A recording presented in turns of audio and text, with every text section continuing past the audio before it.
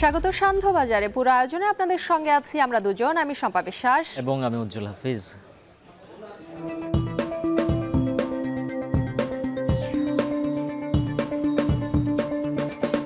চীনও একটা feasibility study করেছে, ভারতও একটা করে আমরা আমাদের কাছে যেটা সব থেকে বেশি গ্রহণযোগ্য লাভজনক আমরা সেটাই করব। মমতা ব্যানার্জির যে চিঠি সেটা তো উনি লিখেছেন ওনার দেশের প্রধানমন্ত্রীকে, এটা তো তাদের আভ্যন্তরীণ ব্যাপার, এখানে আমার তো কিছু বলার নাই। আজকে ইউরোপের দিকে তাকান, কিন্তু প্রত্যেকটা দেশ সভরেন দেশ, স্বাধীন দেশ, কেউ কাউকে তো বিক্রি করেনি। তা আমরা সাউথ এশিয়াতে কেন এই বাধা দিয়ে রাখবো? উজ্জ্বল, তিস্তা ব্যবস্থাপনা যে ইস্যু, তাতে বাংলাদেশ সবার আগে নিজেদের স্বার্থ দেখবে, কখনোই ভারত কিংবা চীনের কথায় কোনোভাবে প্রভাবিত হবে না, এমনটি সাফ জানিয়ে দিয়েছেন প্রধানমন্ত্রী শেখ হাসিনা। এবং প্রধানমন্ত্রী বলেছেন, ইউরোপের মতো এশিয়াতেও রেল যোগাযোগ সহজ করতে ভারতের সঙ্গে সমঝোতা হয়েছে। পাশাপাশি ভারত সফর নিয়ে সংবাদ সম্মেলনে ডক্টর ইউনূস সহ নানা প্রশ্নের উত্তর দিয়েছেন প্রধানমন্ত্রী শেখ হাসিনা। সান্ধ্যবাজারে প্রধানমন্ত্রী ভারত সফর নিয়ে রয়েছে বিস্তারিত।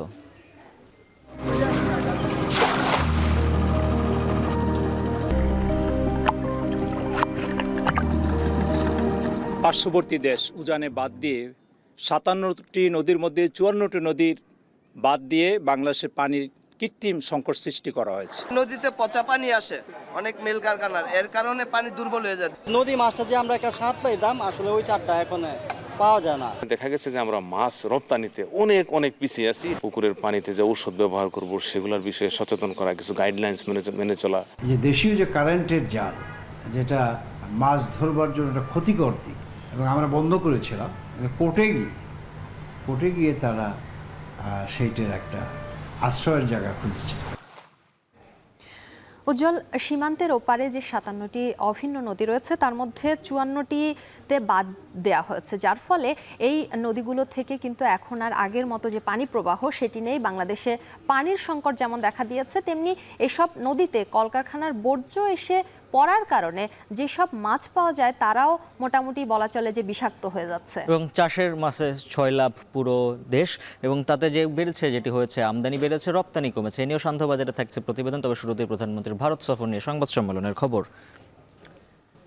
তিস্তা ব্যবস্থাপনা ইস্যুতে সবার আগে স্বার্থ দেখবে বাংলাদেশ। ভারত সফর নিয়ে সংবাদ সম্মেলনে প্রধানমন্ত্রী তিস্তা ইস্যু নিয়ে নানা বিষয়ে কথা বলেছেন এবং বলেন যে গঙ্গা তিস্তা নিয়ে মোদি এবং মমতা বন্দ্যোপাধ্যায়ের যেই বিরোধ সেটি তাদের অভ্যন্তরীণ বিষয়। পাশাপাশি এই অঞ্চলের অর্থনৈতিক যে উন্নয়ন, সেটি রেলপথের মধ্যে যে সমঝোতা সেটিও অব্যাহত থাকবে। এবং ডক্টর ইউনূসে প্রধানমন্ত্রী বলেন, সরকার তার বিরুদ্ধে কোনো ব্যবস্থা নেয়নি, উল্টো কর ফাঁকির নিজেই প্রমাণ দিয়েছেন ডক্টর ইউনূস। আরও জানাচ্ছেন দেবরাজ দেব। গেল ১৫ দিনের মধ্যে দ্বিতীয়বারের মতো প্রধানমন্ত্রী শেখ হাসিনার ভারত সফরে 10টি সমঝোতা স্মারক সই হয় দুই দেশের। নানা কারণে এই সফর ছিল আলোচনার কেন্দ্রবিন্দুতে। নয়া মেয়াদে ক্ষমতায় আসার পর ভারতের প্রধানমন্ত্রী নরেন্দ্র মোদীর আমন্ত্রণে এটি প্রথম কোনো রাষ্ট্রপ্রধানের সফর। সফর পরবর্তী রীতি অনুযায়ী মঙ্গলবার সকালে গণভবনে সংবাদ সম্মেলনে উপস্থিত হন প্রধানমন্ত্রী শেখ হাসিনা। শুরুতেই সফর নিয়ে বক্তব্যে প্রধানমন্ত্রী বলেন, এই সফর ভারতের সাথে সহযোগিতামূলক বিশেষ সম্পর্কেরই বহিঃপ্রকাশ। এটা অবশ্যই আমার এবং বাংলাদেশের মানুষের জন্য অত্যন্ত সম্মানের, পাশাপাশি বাংলাদেশের সঙ্গে ভারতের সহযোগিতামূলক বিশেষ সম্পর্কেরই বহিঃপ্রকাশ। এরপরেই শুরু হয় প্রশ্নোত্তর পর্ব। সেখানে নানা প্রশ্নের মধ্যে বহুল আলোচিত তিস্তা প্রকল্পের কথা বারবার উঠে আসে। মমতা মোদী দ্বন্দ্ব ভারতের আভ্যন্তরীণ ইস্যু বলে মন্তব্য করেন প্রধানমন্ত্রী।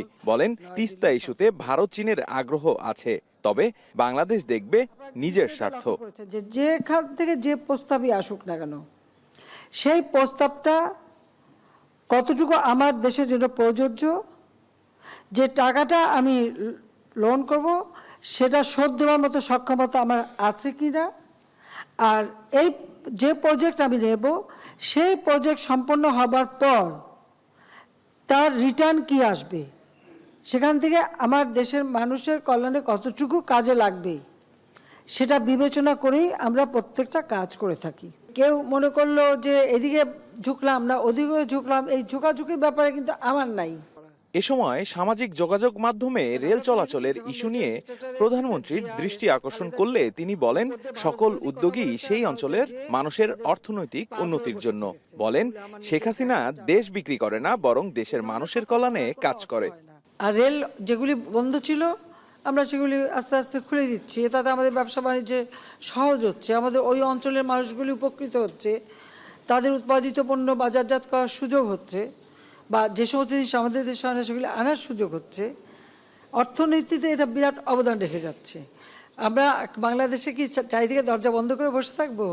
আমি দেশও বেচি না, দেশের স্বার্থ বেচি না। আরেক প্রশ্নের জবাবে প্রধানমন্ত্রী বলেন, কর ফাঁকি দেওয়াতেই ডক্টর ইউনূসের সাজা হয়েছে। ডক্টর ইউনূসের বিদেশে বিনিয়োগের উৎস নিয়েও প্রশ্ন করেন সরকার প্রধান। এই যে বিদেশে বিদেশে এত বিনিয়োগ করে বেরিয়েছে, টাকাটা কোত্থেকে আসছে? কার টাকা? কিভাবে কামাই করেছে এই টাকাটা? এটা বিনিয়োগ কিভাবে হলো? সে প্রশ্নটা কি কেউ করেছে কখনো? এদিকে রাসেল ভাইপার সাপ নিয়ে আতঙ্কিত না হয়ে সতর্কতার সাথে চলাচলের পরামর্শ দেন প্রধানমন্ত্রী শেখ হাসিনা। পরিবেশের ভারসাম্য রক্ষার জন্যই জীবজন্তু, তাই না? অবশ্যই এটা তো ঠিক না।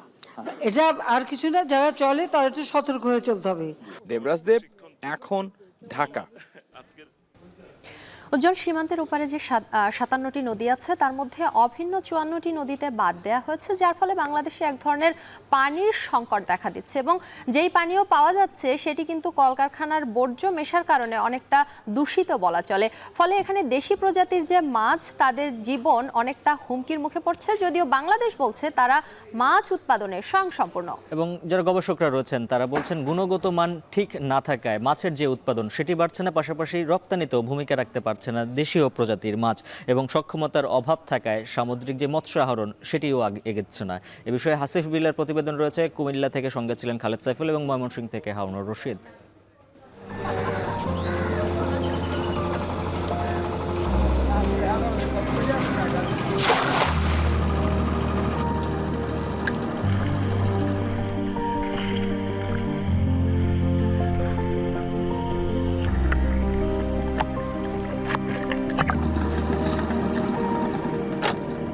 জালে আটকায়নি মাছ,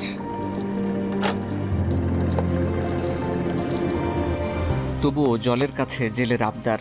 ধরা দেবে মাছ এই আশায় একের পর এক জাল ফেলে যান জেলে। তবে ভোর থেকে কয়েক ঘন্টার চেষ্টায় 1 কেজি মাছও জমা হয়নি তার ঝোলায়।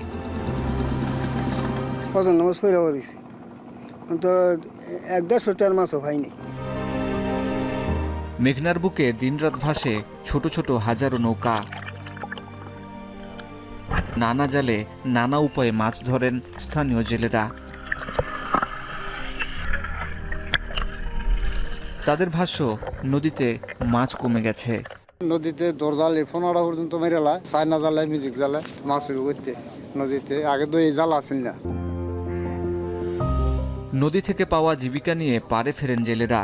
ভোরের আলো ফুটতেই শত শত নৌকা ভেড়ে নারায়ণগঞ্জের বৈদ্যার ঘাটে রাতে ধরা মাছ হাটে ওঠে।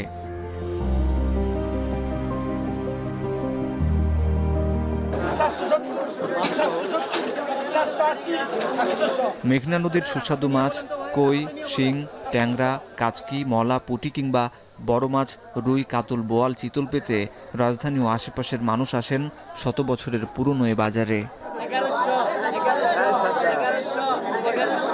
তবে বৈদ্যার বাজার হারিয়েছে তার জৌলুস। এক একটা আড়তদারে প্রায় 1500-2000 কেজি মাছ বিক্রি হতো, আর বর্তমানে একটা আড়তদারে 500 কেজি মাছ বিক্রি করতে পারে না। নদীর এত মাছ হারিয়ে গেল কেন? এখন ভাই নদীতে পচা পানি আসে অনেক মিল কারখানার, এর কারণে পানি দুর্বল হয়ে যায়। দুর্বল হয়ে যাওয়ার কারণে মাছ রেণু ছাড়তে পারে না। রেণু না ছাড়লে মাছের আমদানি খুব কম হয়। শীতলক্ষ্যা নদীর দুতীরে গড়ে উঠেছে 2000-এর বেশি শিল্প কারখানা, যার বেশিরভাগেরই তরল বর্জ্যে দূষিত শীতলে জলধারা। কিছু কারখানায় বর্জ্য পরিশোধন ব্যবস্থাপনা ইটিপি থাকলেও অনেকে তা ব্যবহার করছে না। এতে জলের উপরিভাগের চলাচল যখন অস্বস্তিতে, তখন জলের অভ্যন্তরের জীবন প্রায় বিপন্ন। এই নদীর পানির হাতও দেওয়া যায় না, এমন বিশ্রী হয়েছে গন্ধ। একই চিত্র ঢাকা বেষ্টিত নদী বুড়িগঙ্গা, বালু, ধলেশ্বরী ও তুরাগের। জাতীয় নদীরক্ষা কমিশনের হিসাবে দেশে নদীর সংখ্যা 1008টি, যার বেশিরভাগই দূষিত কিংবা পানি শুকিয়ে বালুচরে রূপ নিয়েছে। সংকুচিত হয়েছে মাছের অবাধ বিচরণ। গবেষণা বলছে বাংলাদেশে 260টি মিঠা পানির মাছের 64টি প্রজাতি এখন বিপন্ন। পার্শ্ববর্তী দেশ উজানে বাদ দিয়ে 57টি নদীর মধ্যে 54টি নদীর বাদ দিয়ে বাংলাদেশের পানির কৃত্রিম সংকট সৃষ্টি করা হয়েছে। বিপন্ন নদ নদী, পরিবেশ দূষণ ও নির্বিচারে মৎস্য আহরণের কারণে মুক্ত জলাশয় থেকে যখন মাছের সরবরাহ কমেছে তখন উদ্ভব হয়েছে বদ্ধ জলাশয়ের মাছ। গল্পের শুরুটা হয়েছিল 90-এর দশকে। 1984 সালে ময়মনসিংহে বাংলাদেশ মৎস্য গবেষণা ইনস্টিটিউট প্রতিষ্ঠিত হয়। শুরু হয় গবেষণার মাধ্যমে মাছের কৃত্রিম প্রজনন, চাষ প্রযুক্তি ও খাদ্যের ফর্মুলা উদ্ভাবন। এরপর সরকারি বেসরকারি নানা সংস্থার উদ্যোগে মাছ চাষে এক বৈপ্লবিক পরিবর্তন এসেছে। দেশে বিলুপ্ত প্রায় 64টি মাছের মধ্যে 40 প্রজাতির মাছের প্রজনন ও চাষ প্রযুক্তির উদ্ভাবন হয়েছে। জেলাভিত্তিক মাছ উৎপাদনে দেশে প্রথম ময়মনসিংহ। ময়মনসিংহ অঞ্চলের আনাচে কানাচে এখন হাজার হাজার বাণিজ্যিক খামার। দিগন্ত বিস্তৃত ফসলি জমি এখন বিশাল আকারের মাছের ঘের। বাণিজ্যিকভাবে মাছ চাষ করে ভাগ্য বদল করেছেন এই জনপদের অনেকেই। 50 কাঠা পুকুরে ধরেন আমি মাছ 70 লাখ টাকা 80 লাখ টাকা বিক্রি করতে পারি। আমার গেছে বছর লাভ হয়েছিল 15 লাখ টাকা। আমি এবার আশা করতেছি 15 লাখ টাকা হওয়ার সম্ভাবনা আছে। তবে মাছের খাবারের উচ্চ মূল্য ও নিম্নমানের খাবারে মাছের বৃদ্ধি বাধাগ্রস্ত হয়। কুমিল্লায় মাছ ধরার উপর রুটি রুজি করে থাকেন প্রায় 21,000 জেলে। মাছের খাবার আমদানি নির্ভর, তাই উৎপাদন খরচ অনেক বেড়ে যাওয়ায় মাছের ন্যায্য মূল্য থেকে বঞ্চিত হচ্ছেন চাষিরা। 1 ঘন্টায় যদি কারেন্ট না থাকে তখন আমাদের এরাটর চলে না, এরাটর না চললে আমাদের মাছগুলা বাইরে যায়, তখন অ্যাক্সিডেন্টের সম্ভাবনা হয়। যে খাবারটা আমরা 25,000 টাকা টন করতাম, এটা এখন 50,000 টাকাও পাচ্ছি না। কার্পের উৎপাদনের পাশাপাশি গলদা চিংড়ির উৎপাদনও যাতে বাড়ানো যায় এবং সেই লক্ষ্যকে সামনে রেখে আমাদের কিছু কিছু বেসরকারি সংস্থাও এগিয়ে এসেছে। দেশের মাছ উৎপাদনে দ্বিতীয় কুমিল্লা। 65 লাখ মানুষের চাহিদা পূরণের পর প্রায় 1.5 লাখ টন উদ্বৃত্ত মাছ ছড়িয়ে যায় দেশের বিভিন্ন প্রান্তে। কুমিল্লা, ময়মনসিংহ সহ দেশের বিভিন্ন অঞ্চল থেকে মাছ আসে রাজধানী ঢাকার অন্যতম বড় এই পাইকারি মাছের আড়ত যাত্রাবাড়িতে। এখানে 12টি মার্কেটে প্রায় 1000-এরও বেশি আড়ত রয়েছে। প্রতিটি আড়ত থেকে বেচা বিক্রি হয় কয়েক লাখ টাকার মাছ, কেউ কেউ কোটি টাকার মাছও বেচা বিক্রি করেন। মেয়র হানি ফ্লাইওভারের দুই পাশে মাছের আড়ত, যেখানে মাছ ভর্তি ট্রাক আসতে থাকে মধ্যরাত থেকেই। ভোর হতে না হতেই শুরু হয় ব্যবসায়ীদের হাঁকডাক। রাজধানী ও আশেপাশের খুচরা ব্যবসায়ীরা যাত্রাবাড়িতে আসেন মাছ কিনতে। মাছ আমদানিটা বৃষ্টির কারণে নেই বললেই চলে।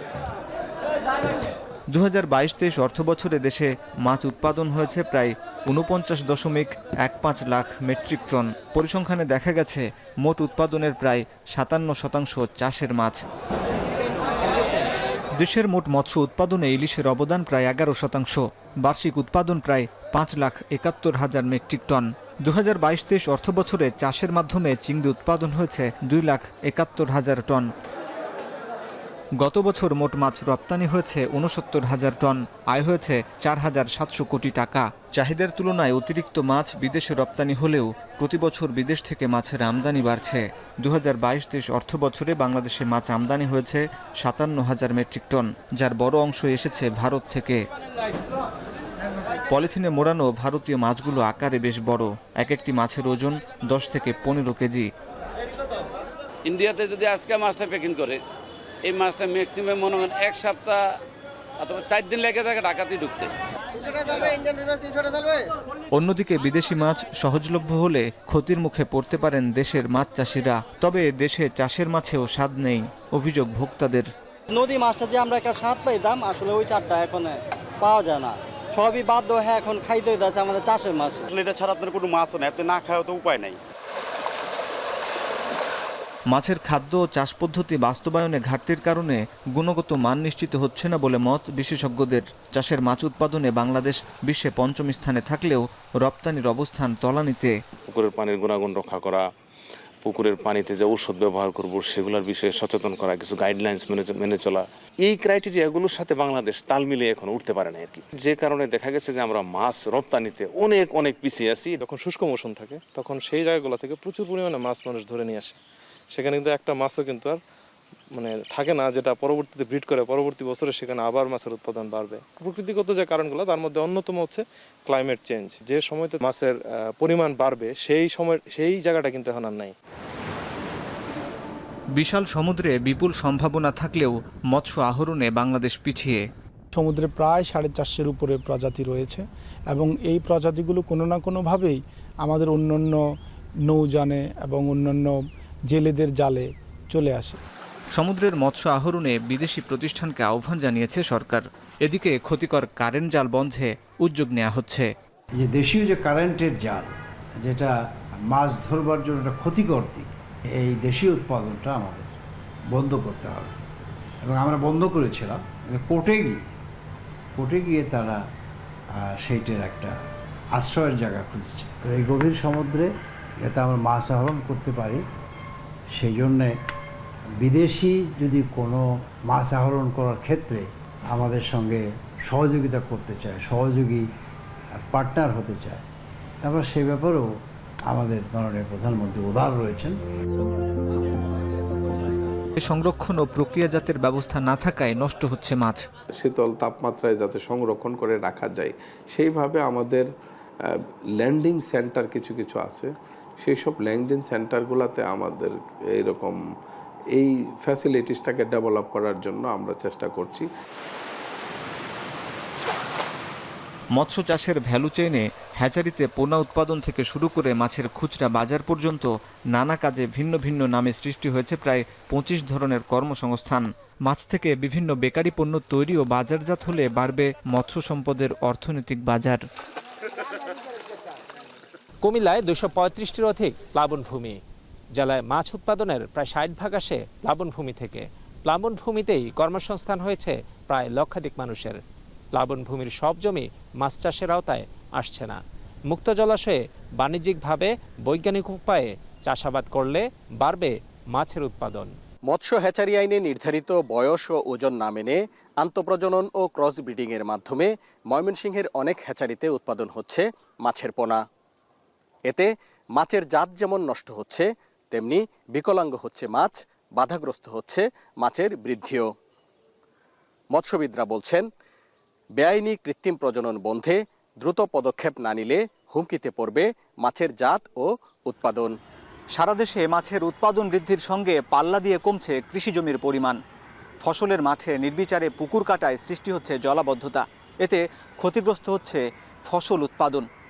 তাই পরিকল্পিত মাছ চাষে উদ্যোগ নিতে হবে এবং একই সঙ্গে নদী, নালা, খালবিল, হাওরে মাছের উৎপাদন বৃদ্ধি এবং সমুদ্রে মৎস্য সম্পদ আহরণে জোর ভূমিকা রাখতে হবে। তবেই হবে টেকসই মৎস্য সম্পদের প্রবৃদ্ধি। সারা বিশ্বে ছড়িয়ে যাবে বাংলাদেশের মাছ।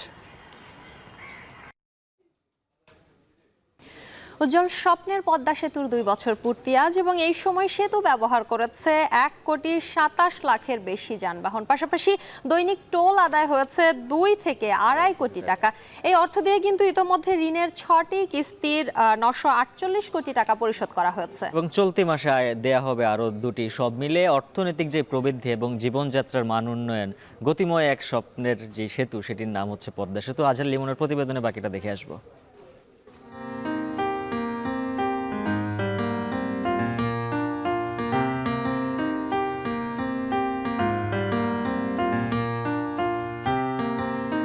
যাত্রার শুরুটা 2 বছর আগের এই 25 জুনেই। দক্ষিণের দুয়ার খুলে দেবার এই অভিযাত্রায় মাত্র 6 মিনিটে পদ্মা পাড়ি দিয়েছে প্রায় 1.5 কোটি গাড়ি। পদ্মার শাসনে থাকা জনপদগুলোর জীবনে কতটা স্বাধীনতা, স্বস্তি আর গতি এসেছে তা জানে কেবল 2 পারের মানুষ। সমৃদ্ধির রেখা স্পষ্ট হচ্ছে দক্ষিণের 21 জেলার বিস্তীর্ণ ফসলের ক্ষেত জুড়ে। শিল্প, কর্মসংস্থান, দূরের মোংলা বন্দর কাছের হয়ে যাওয়া, সব মিলিয়ে প্রবৃদ্ধির হাতছানি। সেতু কর্তৃপক্ষের হিসাব 2 বছরে পদ্মা সেতুর টোল থেকে আয় প্রায় 1,650 কোটি টাকা। পদ্মা সেতুর এই আয় থেকেই পরিশোধ করা হয়েছে ঋণের 6টি কিস্তি। চলতি মাসের মধ্যেই পরিশোধ করা হবে আরও 2টি। আয় কিংবা ঋণ পরিশোধ সব সূচকে ইতিবাচক প্রবৃদ্ধিতে থাকা পদ্মা সেতু জিডিপি কিংবা লাভের লক্ষ্যমাত্রাও সময়মতো পূরণ করবে আশা সংশ্লিষ্টদের। পদ্মা সেতুকে সংযোগ করা বিরতিহীন সড়ক রাজধানী ঢাকাকে প্রতিবেশী বানিয়ে দিয়েছে পদ্মা পাড়ের জেলাগুলোর। একটু দূরে যারা আছে তারাও আর ঢাকার যাত্রায় খুব বেশি প্রস্তুতি নেবার প্রয়োজন মনে করেন না। দিনে এসে দিনে ফেরার গল্প বদলে দিয়েছে ভ্রমণের অভিজ্ঞতা। এই সেতুর জন্যই পদ্মা পাড়ি দিয়েছে বিশাল আকৃতির ট্রেন। খুলনা থেকে ফরিদপুর, ঢাকার সঙ্গে রেলের নতুন সংযোগ তো তৈরি হয়েছেই, অপেক্ষা পুরো দক্ষিণকে এবার রেলের সুতোয় বাঁধার। আজহার লিমন, এখন ঢাকা। উজ্জ্বল, আমরা আজহার লিমনের প্রতিবেদনটি দেখছিলাম। এবারে তাকে আমরা স্টুডিওতে আমন্ত্রণ জানাতে চাই। আজহার লিমন, আপনাকে স্বাগত জানাচ্ছি। আপনার প্রতিবেদনটি দেখছিলাম। আজহার লিমন, এই যে টোল আদায় হচ্ছে, এটি প্রত্যাশা অনুযায়ী হচ্ছে কিনা, এবং সেই সাথে জানাবেন যে এই টোল দিয়ে ঋণ পরিশোধের যে লক্ষ্যমাত্রা ধরা হয়েছে সেটি আসলে সবশেষ কি অবস্থায় আছে? টোল আদায়ের লক্ষ্যমাত্রা কিন্তু পূরণ হচ্ছে, এবং আমাদের হাতে যে হিসাব আছে তাতে যেটা পূর্বাভাস করা হয়েছিল তার থেকে অনেক বেশি টোল আদায় হচ্ছে। আমরা সেই তথ্যচিত্রগুলো দেখাবো। তবে পদ্মা সেতুর যে সফলতা বা পদ্মা সেতুর উপকারিতা কিন্তু শুধু আর্থিকভাবে বিবেচনা করলে হবে না। এর কারণ এই দুই পাড়ের যারা এই পদ্মা সেতুর সুবিধাভোগী তারাই জানে আসলে পদ্মা সেতু কতটা তাদের জীবনে গতি এনেছে। আমরা একটু দেখে নিই যে টোল আদায়ের পূর্বাভাস এবং বাস্তবতা কেমন। যেমন ধরেন যে গেল অর্থ বছরে 2022-23 এই অর্থ বছরে পদ্মা সেতু নির্মাণের আগে যেটি পূর্বাভাস করা হয়েছিল যে 543 কোটি 20 লক্ষ টাকা টোল আদায়ের একটা পূর্বাভাস তারা করেছিল শম্পা।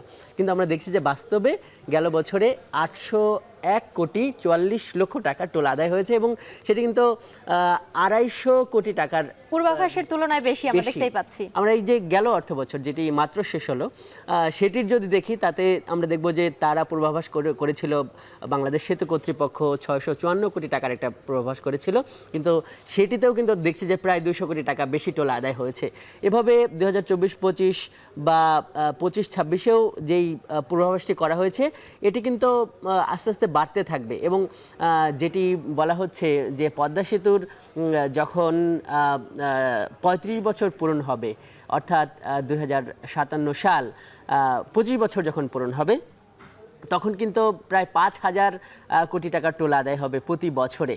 এবং যেই টোল দিয়ে কিন্তু মূলত এই পদ্মা সেতুর ঋণ তো পরিশোধ করা হবেই, এখান থেকে কিন্তু একটা বড় অঙ্কের আয় হবে। এবং যেটি প্রক্ষেপণ করা হয়েছে যে এই 25 বছর পর পদ্মা সেতু তৈরি করতে যে খরচ হয়েছে তার 3 গুণ কিন্তু আয় হবে।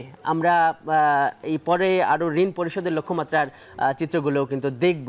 আমরা দেখছি যে পদ্মা সেতু ঋণ পরিশোধের যে লক্ষ্যমাত্রা, জানেন যে পদ্মা সেতু নির্মাণের জন্য এটি যেহেতু দেশীয় টাকায় তৈরি হয়েছে, অর্থ বিভাগ থেকে উজ্জ্বল 29,000 কোটি টাকা, প্রায় 30,000 কোটি টাকার একটা ঋণ নেওয়া হয়েছে 1% হার সুদে, যেটি পরিশোধ করার জন্য 35 বছর সময় পাবে সেতু কর্তৃপক্ষ।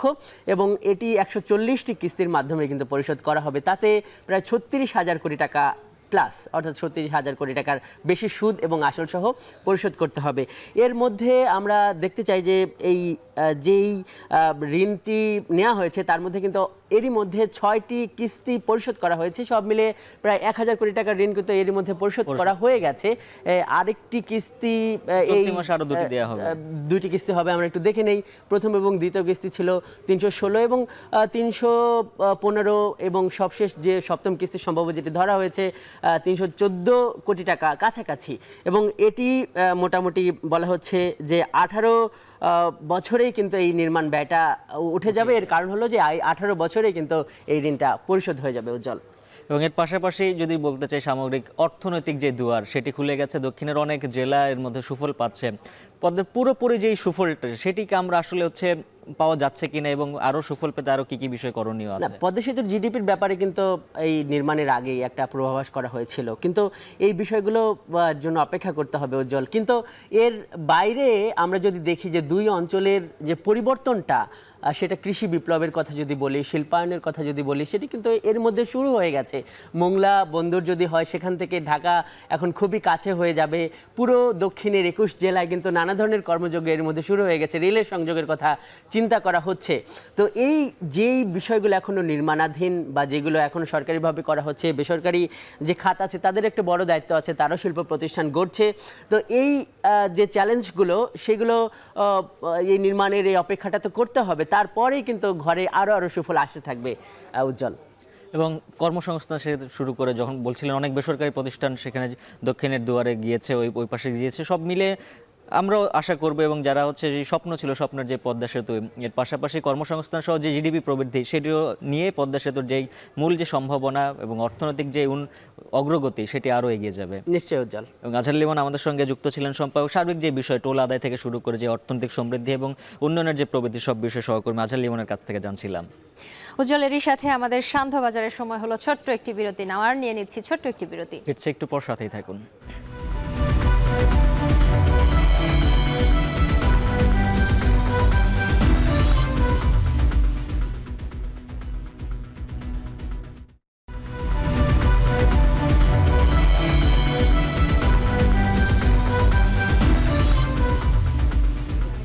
বিরতির পর ফিরে এলাম। দেখছেন সান্ধ্যবাজার। উজ্জ্বল, গত বছর শুনানিতে যেসব সমস্যার কথা বলা হয়েছিল এবারও সেই সব সমস্যার কথাই বলা হয়েছে এবং সেই সাথে বেসামরিক বিমান চলাচল কর্তৃপক্ষের যে শুনানি হয়েছে সেখানে কিন্তু নানান ইস্যু উঠে এসেছে। তার মধ্যে একটি ছিল টিকিট না পাওয়া এবং সেই সাথে স্ক্রিনিংয়ের নামে যে হয়রানি হয় সেই বিষয়টি উঠে এসেছে। এবং এর পাশাপাশি যেসব সমস্যার সব বেবিচকের যে চেয়ারম্যান তিনি সমস্যার গণশুনানি যেগুলো শুনেছেন সমাধানের আশ্বাস দিয়েছেন। পাশাপাশি কালকে থেকে দুটি শাটল যে বাস চালুর সিদ্ধান্ত নেওয়া হচ্ছে এবং এতে আশা করা হচ্ছে যাত্রী হয়রানি সহ বিমানবন্দরে পৌঁছাতে যে সময় সেটিও লাঘব হবে। সহকর্মী নাইম আবিরের প্রতিবেদনে দেখে আসবে বিস্তারিত।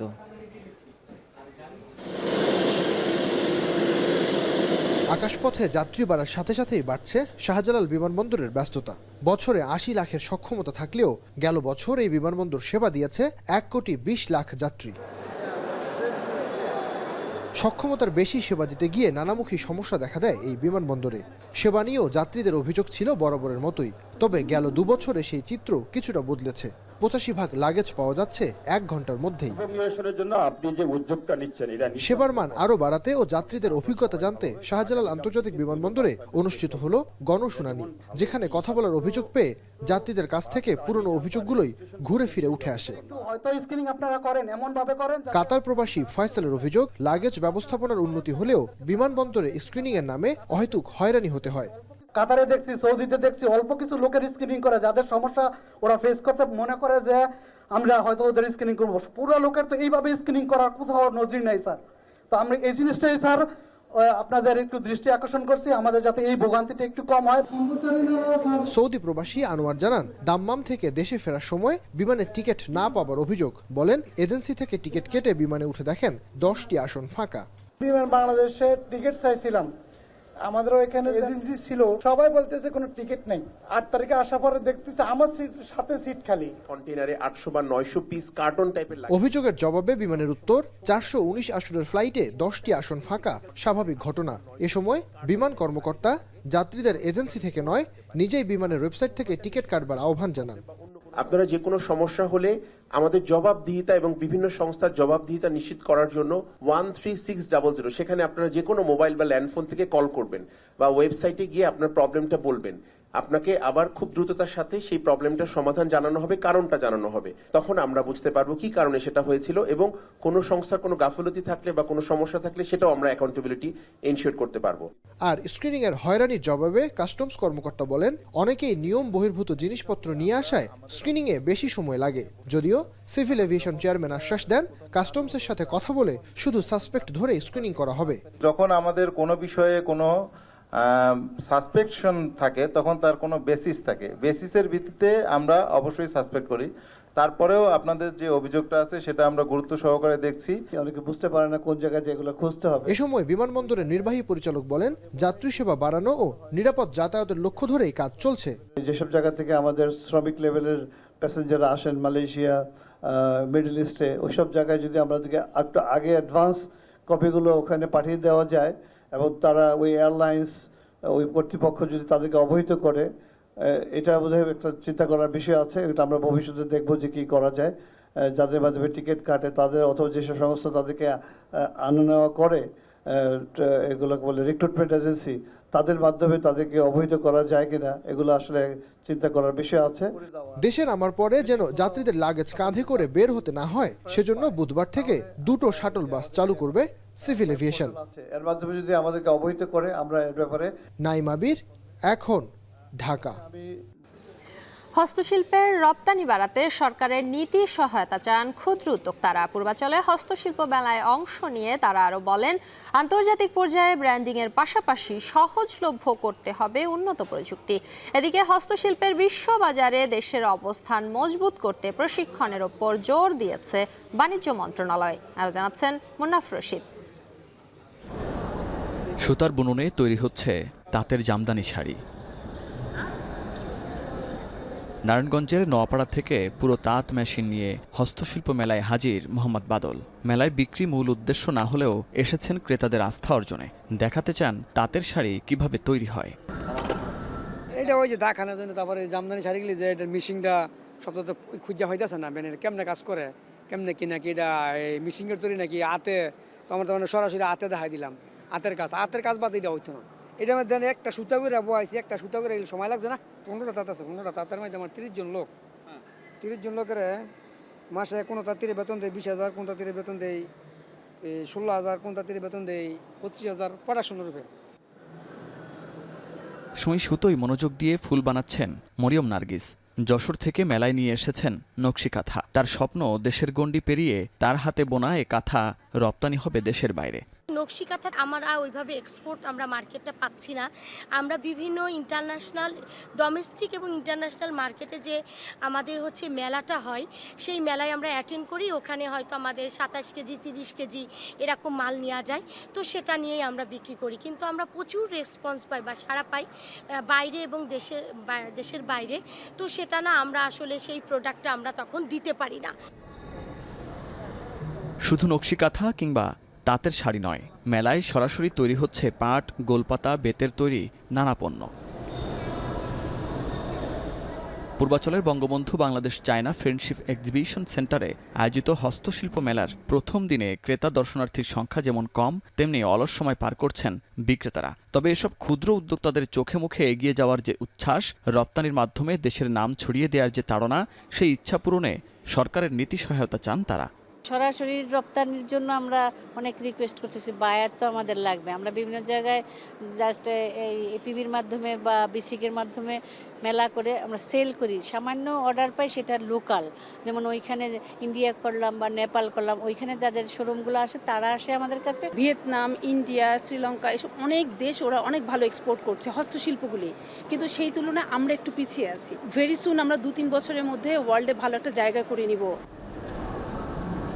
প্রতি বছর প্রায় $45 মিলিয়ন হস্তশিল্প পণ্য রপ্তানি হয় দেশ থেকে, যা হস্তশিল্পের বৈশ্বিক বাজারের মাত্র 1.4%। যেখানে সবচেয়ে এগিয়ে চীন, বিশ্ববাজারের 50%-এর বেশি তাদের দখলে।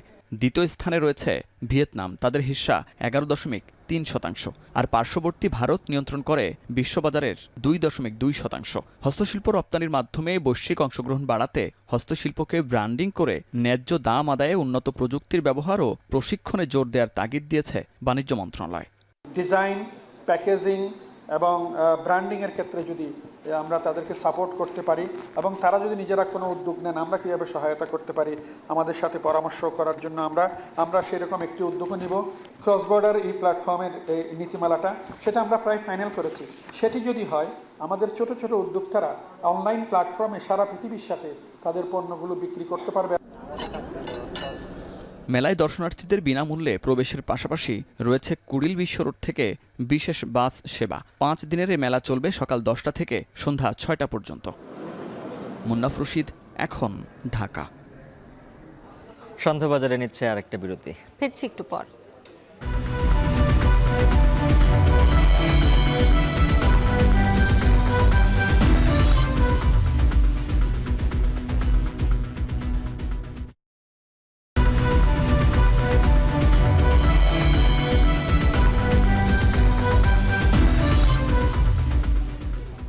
বিরতির পর ফিরে এলাম। দেখছেন সন্ধ্যাবাজার। ময়মনসিংহের ত্রিশালে তিতাস গ্যাসের প্রধান সঞ্চালন লাইন ক্ষতিগ্রস্ত হয়। 2 জেলার গ্যাস সরবরাহ বন্ধ রয়েছে। এতে ৮৬,০০০ আবাসিক গ্রাহক, 14টি ফিলিং স্টেশন ও শতাধিক শিল্প কারখানায় গ্যাস সংযোগ নেই। উৎপাদন বন্ধ হয়ে গেছে 210 মেগাওয়াট বিদ্যুৎ কেন্দ্রের। এই ঘটনায় ইকোনমিক জোন কর্তৃপক্ষের বিরুদ্ধে আইনি ব্যবস্থা নেবে তিতাস গ্যাস কর্তৃপক্ষ। আরও জানাচ্ছেন হারুনুর রশিদ। ভালুকা পৌর এলাকার বাসিন্দা করুণারানী সরকার ভোরে নিভু নিভু গ্যাসে কোনো মতে আধাসিদ্ধ ভাত রান্না করে সন্তানদের নিয়ে খেয়েছেন। গ্যাস না আসায় দুপুরে আর রান্না হয়নি তার। গ্যাস সংযোগ বন্ধ থাকায় ময়মনসিংহ ও নেত্রকোনা জেলার তিতাস গ্যাস ব্যবহারকারীদের অবস্থা ছিল একই। বাসাবাড়িতে রান্না করতে না পেরে দোকান থেকে খাবার কিনে আনেন অনেকে, আবার কারো কারো স্বজনদের বাড়ি থেকে আসে খাবার। গ্যাস না থাকার খবর না জানা এবং এ বিষয়ে কোনো ঘোষণা না থাকায় ভোগান্তি বেড়েছে। সকাল থেকে তো গ্যাস ছিল না, পরে একটু একটু টিপ টিপ করে চলতেছে, এই দিয়ে অনেক দেরি করে একটু রান্না করা হয়েছে, তাও ভাত ভালো করে হয় নাই। সারাদিন তো খামছে না, পরে আমার মেয়ে খাবার লইছে, পরে এই দুপুরে আমরা খাওয়া দাওয়া করলাম, সকালে মুড়ে টুড়ে খাইছি। তিতাসের লাইন যাদের কাছে আছে তারা সবাই গ্যাস নাই, গ্যাস ছাড়া অবস্থায় আছে। তো জানেন তো, বাসা বাড়িতে গ্যাস ছাড়া অবস্থায় তো আসলে অনেক দুর্গতিপূর্ণ অবস্থা। এদিকে গ্যাস সংকটে ভালুকা ত্রিশাল এলাকার শতাধিক শিল্প কারখানায় সোমবার মধ্যরাত থেকে উৎপাদন বন্ধ হয়ে যায়। শ্রমিকদের ছুটি দিয়ে দেয় অনেক প্রতিষ্ঠান। কারখানায় অলস পড়ে আছে মেশিনগুলো, নেই মেশিনের শব্দ বা কর্মীর হাঁকডাক। এতে বিপুল পরিমাণ ক্ষতি হয়েছে বলে জানান প্রতিষ্ঠানের কর্মকর্তারা। যেমন আমাদের গ্যাস জেনারেটর, গ্যাস বয়লার সবগুলোই আমাদের সাথে গ্যাসের সাথে সম্পৃক্ত। তো আমাদের টোটাল প্রোডাকশনটাই বন্ধ আছে এখন। কালকে থেকে দুপুর থেকে যখন এটা সমস্যা হয়েছে তখন থেকে প্রেশার কমতেছিল আর প্রোডাকশন আস্তে আস্তে আমাদের স্লো হইতেছিল। তো 12টা থেকে একেবারেই বন্ধ হয়ে গেছে। তার কারণে আমরা এখন সবাই বসা, এই কারণে আমরা এখানে দেখতে আসছি যে কী অবস্থা, আর কত সময় লাগতে পারে। অত্যন্ত কর্ম পরিবেশ থাকে, একটা উদ্দীপনা থাকে, যেহেতু শিপমেন্ট আমাদের সবই বাইরের দেশে যাচ্ছে, সেই ক্ষেত্রে তো ধরেন বায়ারের শিপমেন্ট শিডিউল মেনটেন করা আমাদের জন্য টাফ হয়ে যাচ্ছে, এই একটা কোনো যদি এর ধরনের প্রবলেম হয়ে যায়। সোমবার সকালে ময়মনসিংহের ত্রিশালের নারায়ণপুরে ডিফেং ইকোনমিক জোনের সীমানা পিলারের পাইলিংয়ে তিতাস গ্যাসের মেইন সঞ্চালন লাইন ক্ষতিগ্রস্ত হয়।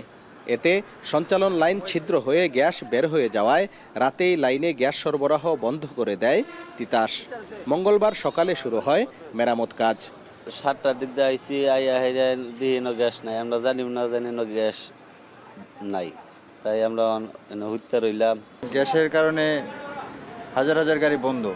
যেমন আমাদের ত্রিশাল পাম্পে মনে হয় 1 থেকে 200 গাড়ি আছে, সব পাম্পে একই অবস্থা। সকালে তো ধরুন 5টা বাজাতে বইছি, এ পর্যন্ত 400-র মতো খরচ হয়ে গেছে। এরপরে আইসি আপনার ফুলবাড়ি থেকে, সারাদিন তো মাইরি, গ্যাস কম বলা হয় এমন কোনো শিউর নাই। এদিকে তিতাস গ্যাস কর্তৃপক্ষ বলছে, কোনো অনুমতি ছাড়াই ইকোনমিক জোন কর্তৃপক্ষ নির্মাণ কাজ করতে গিয়ে সঞ্চালন লাইনের ক্ষতি করেছে। এ ব্যাপারে জরিমানা সহ আইনি পদক্ষেপ নেওয়া হবে। গ্যাস যে নষ্ট হচ্ছে, এলাকার ইন্ডাস্ট্রি, জনসাধারণ গ্যাসের পাচ্ছে না, এখন একটা ক্ষতিগ্রস্ত হচ্ছে, জনগণের দুর্ভোগ হচ্ছে। এগুলো নিয়ে আমরা পরে এগুলো হিসাব করে আমরা পেনাল্টি চার্জ করব, ক্ষতিপূরণ দাবি করব। যেহেতু এর সাথে শিল্প কারখানা সহ অনেক ঘরবাড়ির বিষয় আছে, সেটি আমরা দ্রুত যেন এই কাজটি শেষ হয় এবং দ্রুত যেন গ্যাসের লাইনটি চালু করা যায়, মূলত সেই বিষয়টি তদারকি করার জন্যই বলতে পারেন যে আমরা এখানে আপাতত উপস্থিত আছি। গ্যাস সঞ্চালন লাইনে দুর্ঘটনায় ময়মনসিংহ ও নেত্রকোনা জেলার 14টি ফিলিং স্টেশন, 86,000 আবাসিক গ্রাহক, 100 শিল্প কারখানা ও 250টি বাণিজ্যিক গ্রাহকের সংযোগ বিচ্ছিন্ন হয়। এছাড়া ময়মনসিংহের শম্ভুগঞ্জে গ্যাস চালিত 210 মেগাওয়াট বিদ্যুৎ কেন্দ্র আরপিসিএল এর উৎপাদনও বন্ধ হয়ে যায়। হারুনুর রশিদ, এখন ময়মনসিংহ। রাজধানীর নির্মাণাধীন ভবনগুলো যেন মশার আতুরঘর। হাজারীবাগের বোরহানপুরে একটি ভবনে এডিসেল লার্ভার ঘনত্ব অবাক করে দিয়েছে ভ্রাম্যমাণ আদালতকে। একটি ভবনে জরিমানার পাশাপাশি বিভিন্ন ভবন মালিককে সতর্ক করেছে নির্বাহী ম্যাজিস্ট্রেট। ঢাকা দক্ষিণ সিটির 22 এবং 35 নম্বর ওয়ার্ডের কয়েকটি ভবনে অভিযান চালানোর পাশাপাশি মশা নিধনে আরও উদ্যোগী হওয়ার আহ্বান জানানো হয়। এ সময় আরও জানাচ্ছেন রকিবুল রাহাত। আবাসিক প্রকল্পের নাম গোল্ডেন সিটি, কিন্তু তার ভেতরেই এত ঘনত্বের মশার অভয়াশ্রম।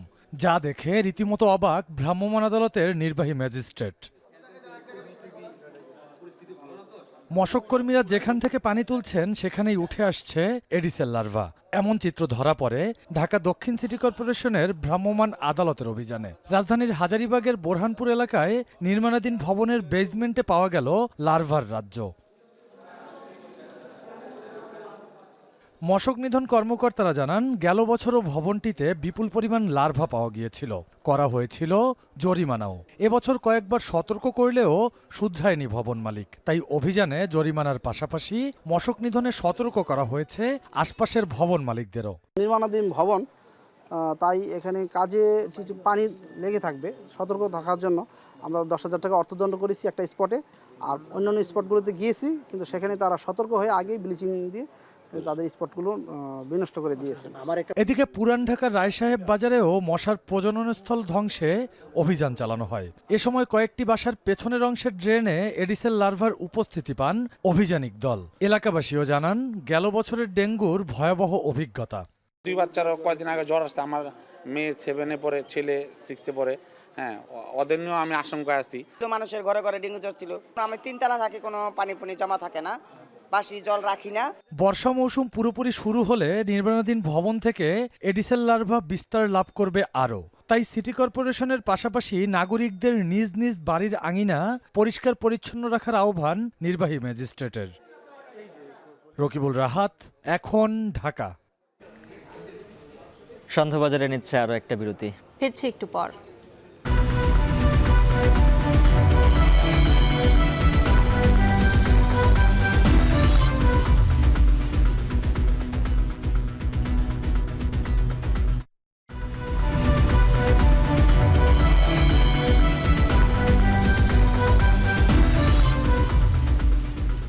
বিরতির পর ফিরে এলাম। দেখছেন সন্ধ্যাবাজার। 5 বছরের চুক্তির 2.5 বছর যেতে না যেতেই বন্ধ মালয়েশিয়ার শ্রমবাজার। কিন্তু পরিসংখ্যান বলছে, আগের চুক্তির তুলনায় এবার সবচেয়ে বেশি কর্মী পাঠাতে সক্ষম হয়েছে বাংলাদেশ।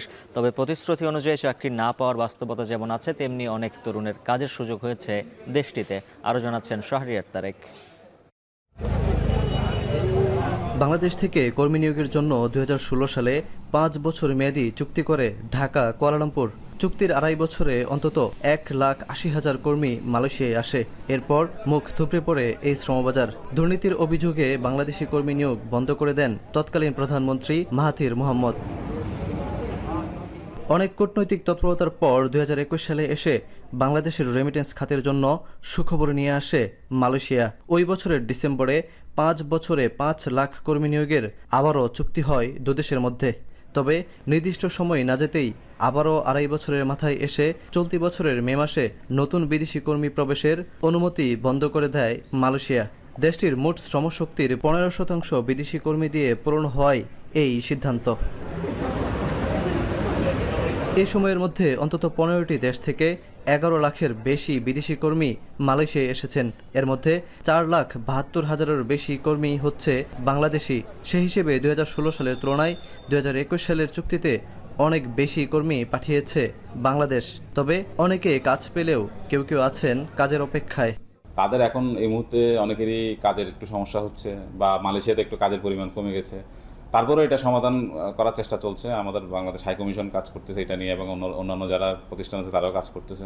আশা করা যায় যে বাংলাদেশি যারা আসছে তারা যদি ঠিকঠাক মতো কাজ পেয়ে যায়, আশা করা যায় যে মালয়েশিয়া থেকে রেমিটেন্স পরিমাণ হার উল্লেখযোগ্য বৃদ্ধি পাবে। বাংলাদেশিদের জন্য মালয়েশিয়া একটা বিশাল একটা সুনাম আছে, যে সুনামটা আমরা ধরে রাখতে চাই। তাছাড়া নতুন যারা আসছে তাদের প্রতি খেয়াল রাখতে হবে, তারা যেন বৈধভাবে থাকে। দেশটির শ্রমবাজারে প্রবেশ করা বিশাল কর্মীবহরের সিংহভাগই তরুণ, যাদের অনেকেই কর্মজীবন শুরু করেছে মালয়েশিয়া থেকে।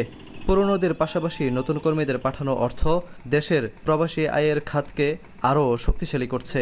প্রবাসে শ্রমের বিনিময়ে পাওয়া অর্থ পরিবারের কাছে পাঠাতে পেরে উচ্ছ্বসিত নতুন কর্মীরা। এর মধ্যে দিয়ে নিজেদের সুনাম ধরে রেখে আর্থিকভাবে স্বাবলম্বী হওয়ার স্বপ্নে এগিয়ে যেতে চান তারা। অনেক ভালো লাগতেছে, ফ্যামিলিকে আর্থিকভাবে স্বাবলম্বী করতে পারতেছি, আর টাকা পাঠাইলাম, ভালো লাগতেছে। 1 মাস বসে থাকা লাগছে, কিন্তু 1 মাস বসে থাকার পরও আমার কাছে আজকে ভালো লাগতেছে যে আমি আজকে অনেকগুলো টাকা আমার পরিবারকে দিতে পারতেছি। মালয়েশিয়ায় বৈধ বিদেশি কর্মীর সংখ্যায়ও শীর্ষস্থানে বাংলাদেশিরা। এসব কর্মীদের বৈধতা অবস্থায় রাখা গেলে ভবিষ্যতে মালয়েশিয়া হবে দেশের রেমিটেন্স খাতের বড় উৎস, এমনটাই মত প্রবাসীদের। শাহরিয়ার তারেক, এখন মালয়েশিয়া।